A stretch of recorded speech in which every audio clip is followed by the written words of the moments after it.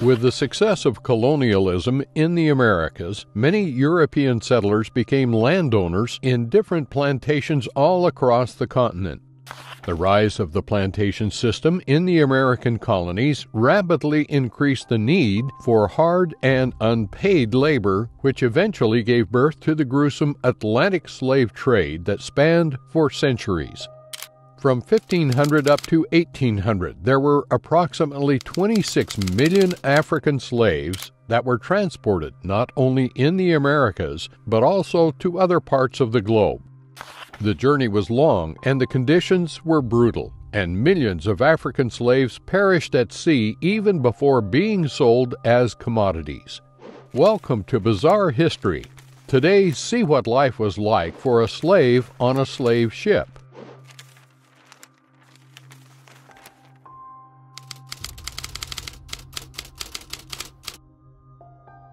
Even before the colonialization of the Americas, many Europeans, Arabs, and even Chinese merchants were embroiled in the slave trade for many centuries.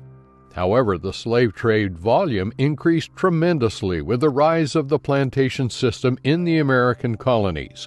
The Atlantic slave trade started in 1526, when the Portuguese transported their first batch of African slaves to colonial Brazil.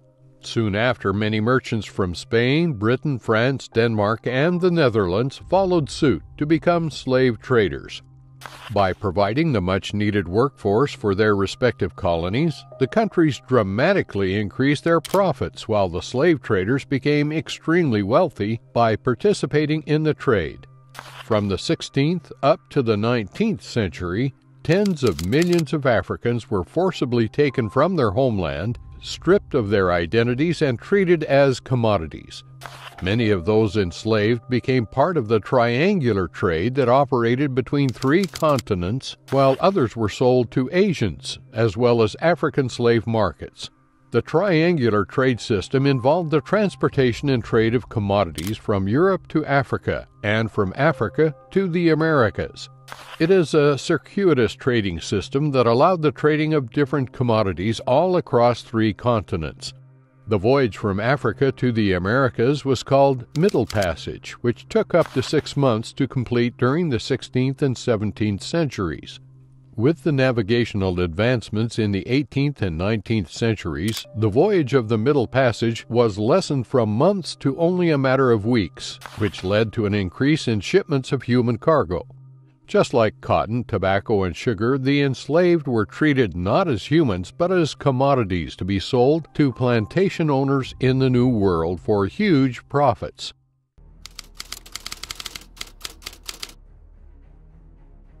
The earliest slave ships were originally merchant or cargo ships that were redesigned in order to transport as many slaves as possible across the Atlantic. As the slave trade surged tremendously, many ships were then built especially for the transportation of human cargo in larger volumes for increased profits. Although new features such as portholes in the lower decks were added for better airflow, the living conditions on the ship remained to be horrid and extremely inhumane. The human slaves were kept in the lower deck compartments with floor-to-ceiling heights that were no more than 4.5 feet, which prevented them from standing up while on board. But this is not the worst part of the journey, for the male slaves on board were also shackled in pairs, and they all had to sit shoulder to shoulder for the whole duration of the Middle Passage. With the extremely low mortality rate on the ship, it was only common to be shackled with another slave that had died hours or even days before the crew would finally remove the dead, only to throw the body at sea.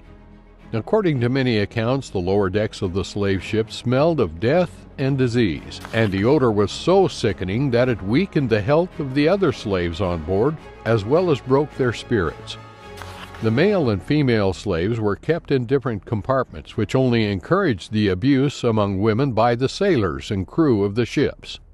Aside from men and women, children were also on board, and the child slaves were given more freedom, which all slaves have often used to their advantage.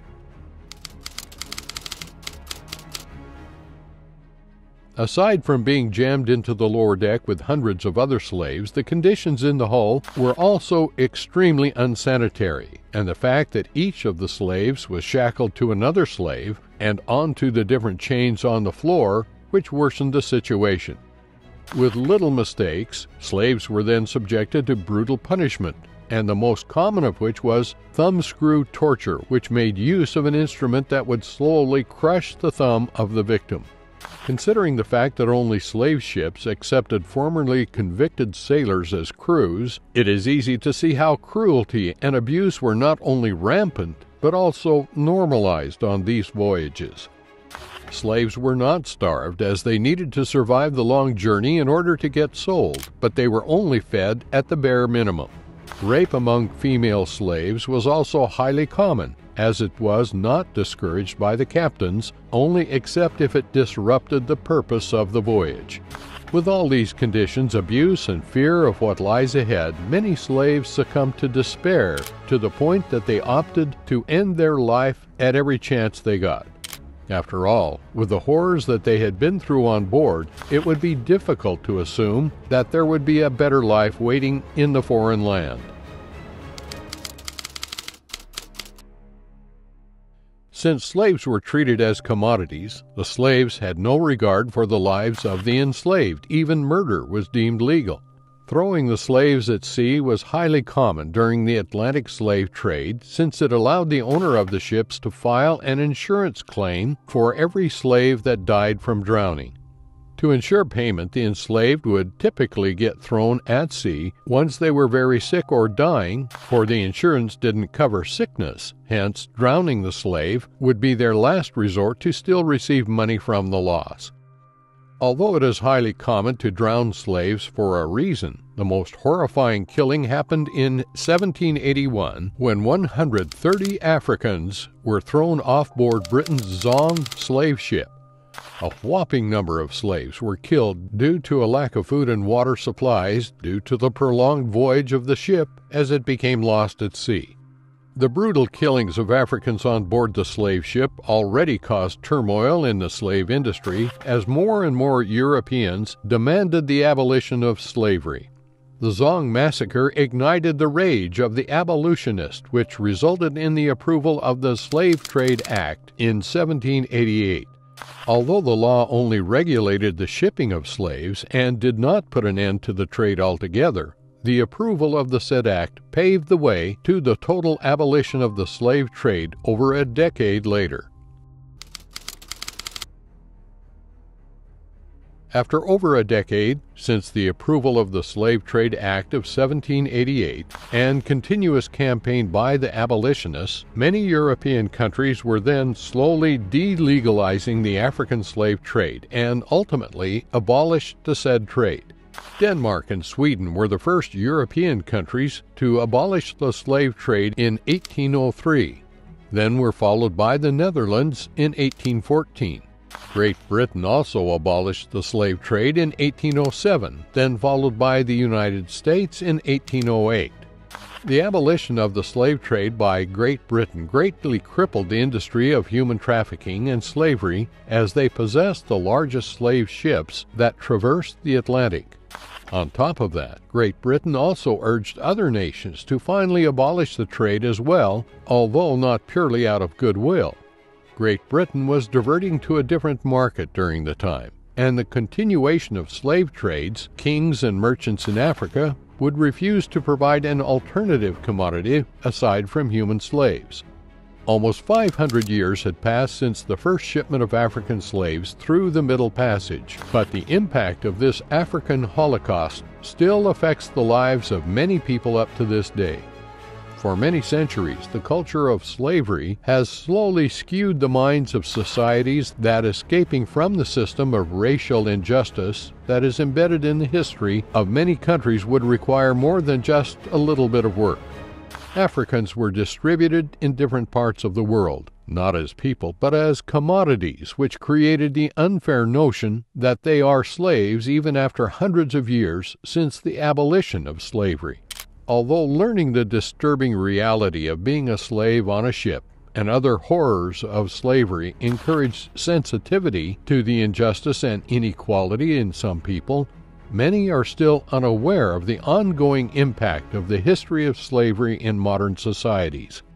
Aside from racism, microaggression and colorism are common scenarios that most Africans in different parts of the world experience on a regular basis. These are subtle and internalized forms of racism that continue to plague not only the descendants of the African slaves, but also the Africans that were left in their homeland.